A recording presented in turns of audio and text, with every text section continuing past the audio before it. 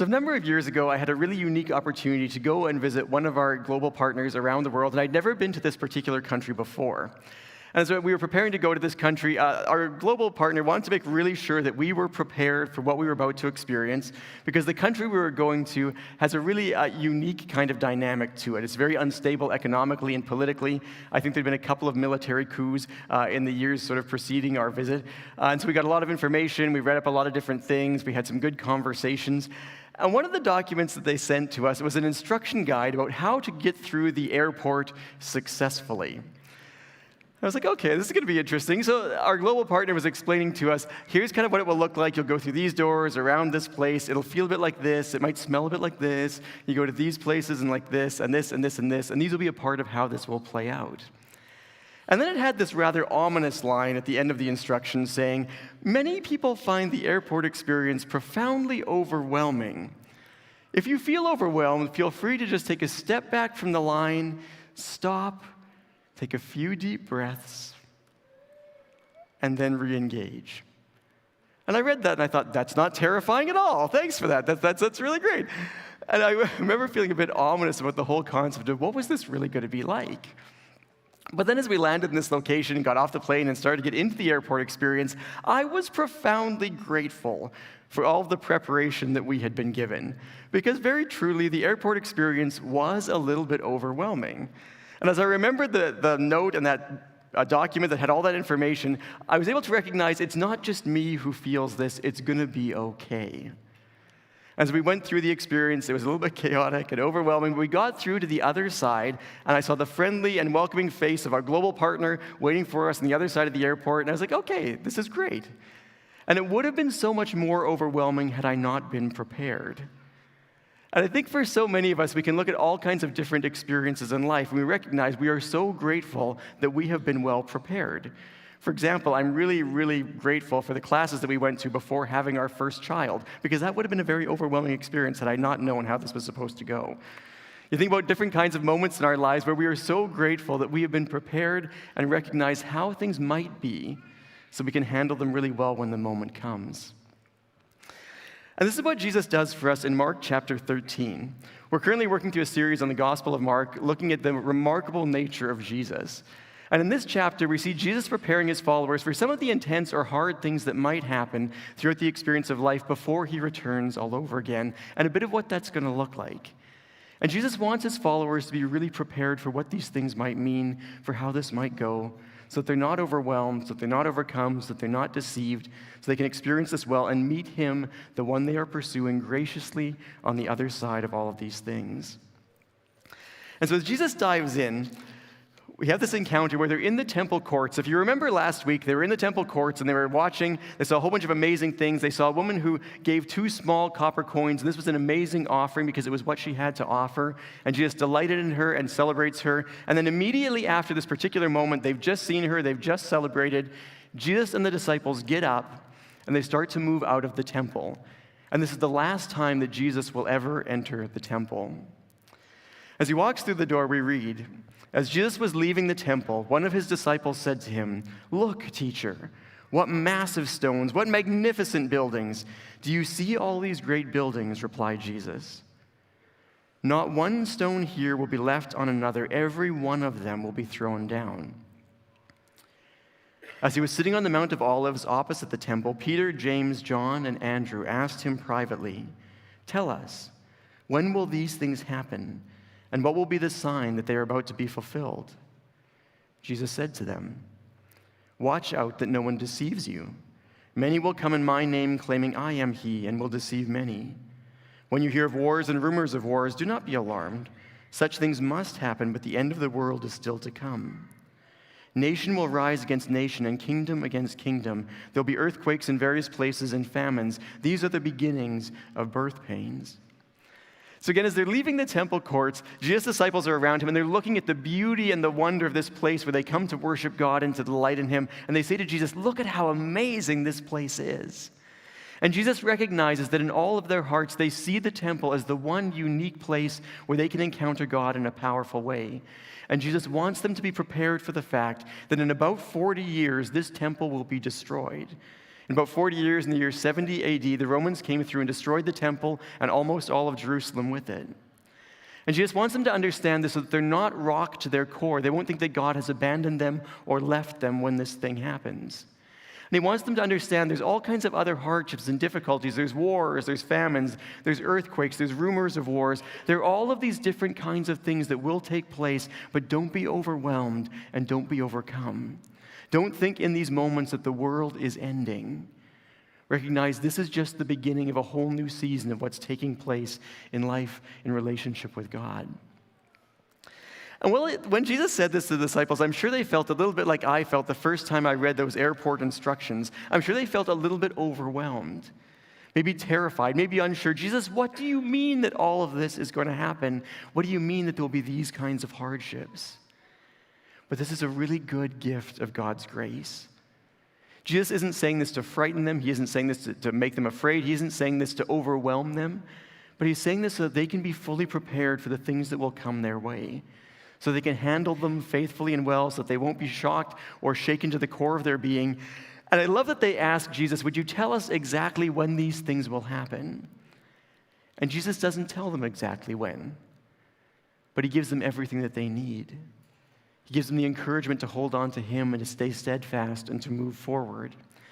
He helps them to understand that they can still recognize the pain and the hardships and all the uncertainties of life and to grieve these things really well, but not to lose heart or not to lose focus as they navigate through this particular experience of life. And maybe today for many of us, this is something that we really need to hear. Again, it's possible that for many of us today, we're in a season of life where things feel stormy, a space in life where what's going on in our families or in our workplace or in the world around us just feels very rocky. We feel tempted to be hopeless or despairing or to feel unsure about how to move forward. Or maybe as we look at our life and we look at our world and we see all the chaos that is happening all around us, we are tempted to despair. We are tempted to believe that nothing good could ever happen again. And in these particular moments, Jesus would also remind us not to despair and not to be overcome. We're not the only people who've ever experienced hardship or pain or difficulty. We're not the only ones who feel this way. But the presence of God will strengthen and empower and sustain us. He wants to guide us through to a deep and profound experience of life, even in the midst of spaces of chaos and uncertainty. And so maybe today, are there particular situations in your story at this moment in time that feel like they could have the weight to crush you? In these spaces, Jesus would invite us to bring these things towards him and to continue to draw courage and strength from the reality of who he is. And then Jesus moves on. As a perfectly wise one who understands all that is and all that could be, Jesus begins to move on and explain a number of situations that the disciples may face to encourage them and to strengthen them to move forward. He says first, you must be on your guard. You will be handed over to local councils and flogged in synagogues. On account of me, you will stand before governors and kings as witnesses to them. And the gospel must first be preached to all nations. Whenever you are arrested and brought to trial, do not worry beforehand about what to say. Just say whatever is given to you at that time. For it will not be you speaking, but the Holy Spirit. Again, Jesus wants to prepare them for the fact that religious leaders and political leaders may come at them over the course of their life and their experience of following him. There may be moments where they are taken and vilified and tried and mistreated in all kinds of circumstances. But in those spaces, he wants to give them hope as well. Because as we read this and as we contemplate the possibility that things might be hard, we begin to feel overwhelmed by that reality. But Jesus points out to us that even in the middle of uncertainty, even in situations where we may be vilified or accused or pushed off or being seen as someone undesirable, we are never simply the victims of someone else's accusations. In any and every circumstance and in any and every situation, we have the capacity to join with the real and living God to present life and truth to people all around us. And he invites us into this beautiful and unique space where even in hard spots, we can witness to the wonder and the truth of who Jesus is. We can delight in the glory of his presence. We can speak profoundly that he is real and that he is present and that he is God. And that even in those spaces of hardship or uncertainty, there can be such a profound kind of peace that it tells the world around us something very different. Jesus reminds us that in those kinds of situations and circumstances, we don't have to be afraid about what to say. We don't have to live anxious and uncertain, trying to plan out everything that we might say or might do. We can just respond to the Spirit of God within us in those spaces, because He will give us abundantly all that we need. And I find it interesting in this dynamic that Jesus doesn't promise that we will be vindicated in those situations. But He doesn't promise that everything will go well, but He does tell us that He will give us everything that we need to be faithful witnesses for Him. He will give us everything that we need to fulfill the greatest purpose of our lives, to reveal the wonder and the truth, the glory and the presence of the living God. And so we should never lose hope, regardless of the circumstances, regardless of how we may feel or what others may say about us.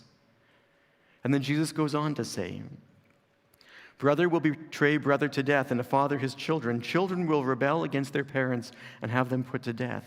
Everyone will hate you because of me, but the one who stands firm to the end will be saved.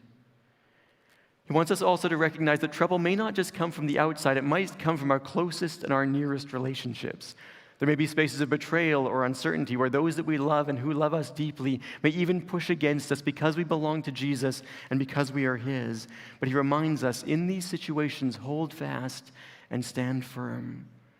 Don't give up, because there is a beautiful salvation that is awaiting if we hold through all of these situations and all of these circumstances. And then Jesus begins to describe for us a particular situation. When you see the abomination that causes desolation standing where he does not belong, let the reader understand. Then let those who are in Judea flee to the mountains. Let no one on a housetop go down or enter the house to take anything out. Let no one in the fields go back to get their cloak. How dreadful it will be in those days for pregnant women and nursing mothers. Pray that this will not take place in winter, because those will be days of distress unequaled from the beginning, when God created the world until now, and will never be equaled again. At the beginning of this part, when Jesus talks about the abomination that causes desolation, Jesus is referring back to about 200 years before, when a man named Antiochus Epiphanes put up a series of idols throughout the temple and offered unclean animals on the altars before them. It was this kind of tremendous desecration of the temple. And Jesus, in this context, is speaking to the people of that generation, saying, when you see these things happening in Jerusalem, when you see the temple being destroyed, when you see these kinds of things moving forward, recognize that something harsh and difficult is going to happen. Don't hold back. Don't try and cling to the temple. Flee from Judea and move out of those places, because there's something else that God is doing. And He's reminding us that He gives us the strength and capacity to continue to move forward. And for some of us, there are challenging spaces where we have been called to leave behind things that we have always known, or relationships that we've always trusted in, and to choose to trust God first, or to move forward into the interactions that He's inviting us into. And so what does it look like to continue to pursue Him, to walk faithfully and well with Him in whatever the season is, and whatever He invites us forward and into? And then Jesus goes on. If the Lord had not cut short those days, no one would survive. But for the sake of the elect whom He has chosen, He has shortened them. At that time, if anyone says, look, here is the Messiah, or look, there He is, do not believe it. For false messiahs and prophets will appear and perform signs and wonders to deceive, if possible, even the elect. So be on your guard and I have told you everything ahead of time.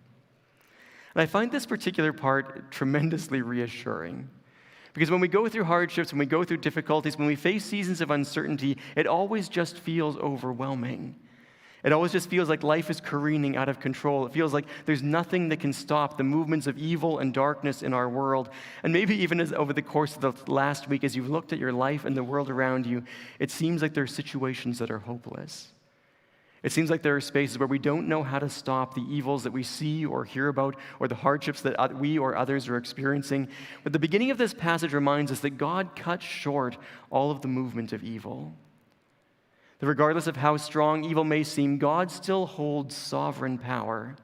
And one day He will move forward and simply say, enough.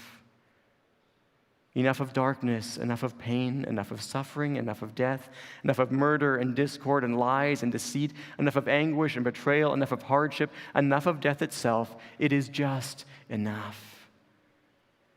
And in that moment, He will put a stop to all the difficulty and the anguish, the pain that we feel. Everything will be moved back to the space as it ought to be.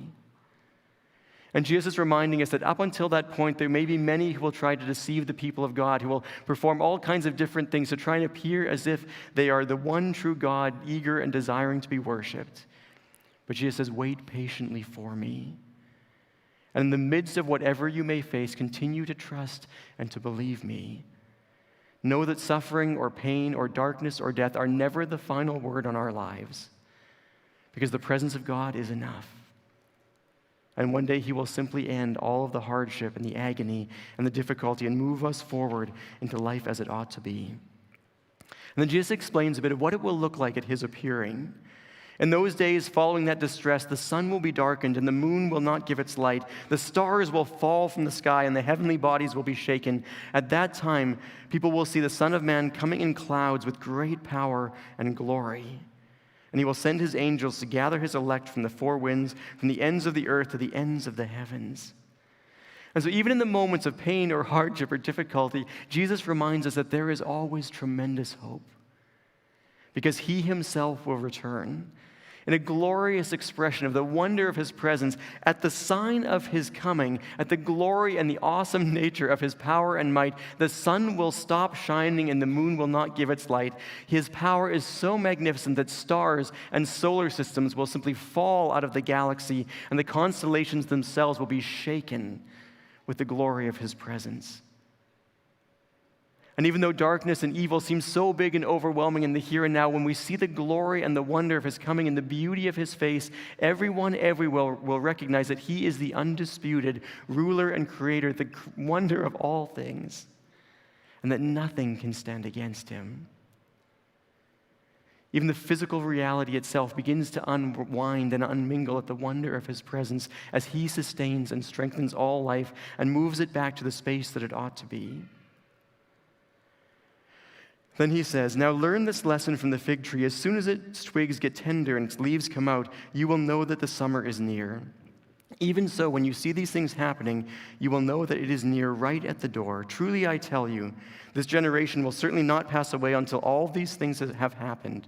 Heaven and earth will pass away, but my words will never pass away. When Jesus refers in this passage to the idea that this generation will not pass away before it sees these things, he's hearkening back to this idea: the generation that he is speaking to will not pass away until the destruction of the temple. And then he moves back to this concept that there are times and spaces where heaven and earth will pass away. There's significant shift. And that when we see darkness or hardship or difficulty, we shouldn't simply see these things and assume that it is the end. As we see darkness or hardship or pain, we should look past these things to the wonder of his presence, the goodness of his appearing, and to hold confident and sure to the hope that he is Lord and God and sovereign over all things, that he is active and moving to redeem absolutely everything. And then Jesus concludes by showing us that we have a task that we are called to do between that moment and the fullness of his return. But about the day and the hour no one knows, not even the angels in heaven nor the Son, but only the Father. Be on your guard, be alert. You know that when that time, you do not know when that time will come. Is like a man who's going away. He leaves his house and puts his servants in charge. Each of them has an assigned task. He tells the one at the door to keep watch. Therefore keep watch, because you do not know when the owner of the house will come back, whether in the evening or at midnight or when the rooster crows or at dawn. If he comes suddenly, do not let him find you sleeping. What I say to you, I say to everyone, watch. And I think one of our greatest temptations as we look at passages like this to describe kind of what will take place in the future and the fullness of Jesus' return, one of our greatest temptations is to get consumed with the thought that we need to figure out when this is supposed to happen. We get consumed with this idea and wrapped up in the thoughts of maybe this means this, or this could mean this. Does that mean that Jesus is coming in this way, or this person fulfills this particular role? But that's not what Jesus is saying to us. Jesus reminds us that nobody knows when he's coming back. The angels don't know. He does not even know, only the Father. And throughout history, every single person who's ever tried to predict the time when Jesus returns has been wrong. And his greatest challenge and his greatest invitation to us is to be a people who are watchful, a people who are purposeful about the good things that he's inviting us into. He describes to us this scene, that the master of a house puts his servants in charge and gives every single one of them a task. And Jesus would remind me, and he would remind you, that he's given every single one of us a particular task. He has placed you exactly in the spot that you are for a particular reason, in the family that you're in the workplace that you're in the community that you're in the time that you're in, for a particular role. And what would it look like for us to embrace the role and the calling that he has for us in this unique moment? To be faithful and sure, to be watchful so that we are about the work that he has entrusted to us whenever it is that he chooses to appear. What would that be like? It's as the Apostle Peter describes for us as well. He says to us, "So then, dear friends, since you are looking forward to this, make every effort to be found spotless and blameless and at peace with him. Bear in mind that our Lord's patience means salvation." And so instead of us obsessing over timelines and events, we are invited to be a people who embrace fully the unique calling that God has for each one of us. And what do you think it would look like to make every effort to be found spotless and blameless and at peace with God? Again, for some of us today, we recognize that the unique challenge for us is to embrace the calling that Jesus has for us in this moment, to share the wonder and the goodness of who he is with the people that he's bringing across our path.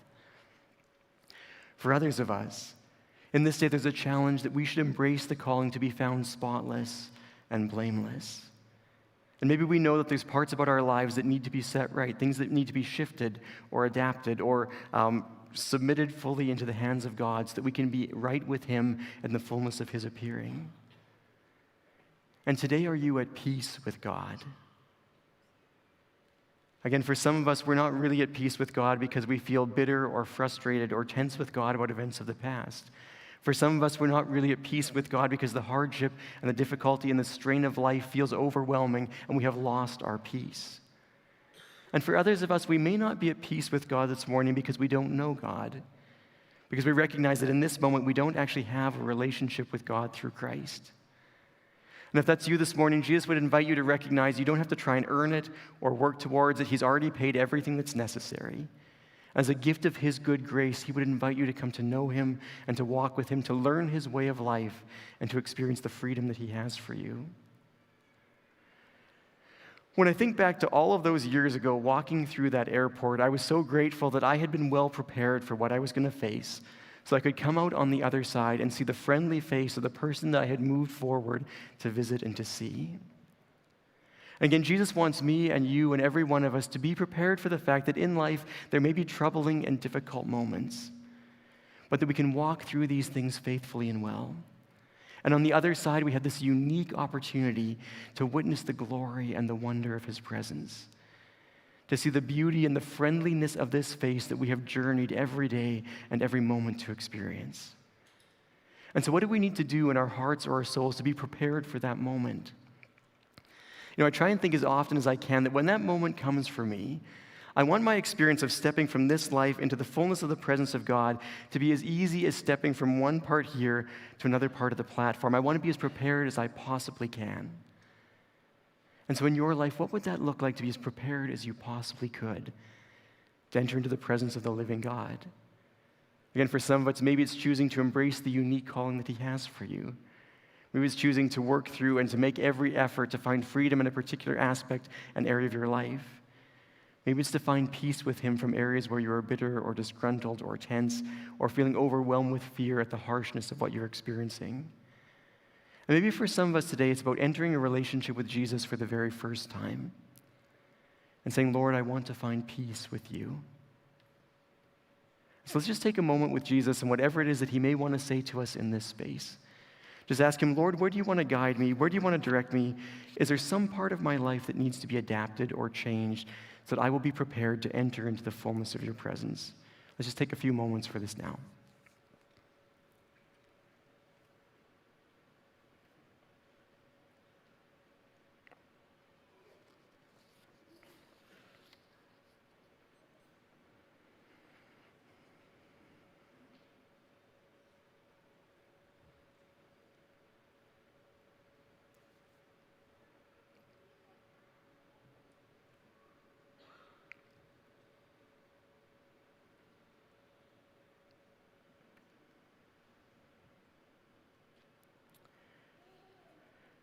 And this morning, if you're here or if you're watching this later online, and you want to begin a relationship with God, simply kind of pray in your heart something like this with me.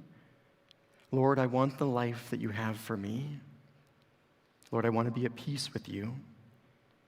I recognize that there's parts of my life that are wrong. Would you forgive me for the sins and the brokenness in who I am?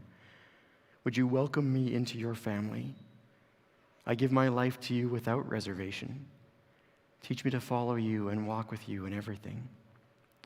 Amen.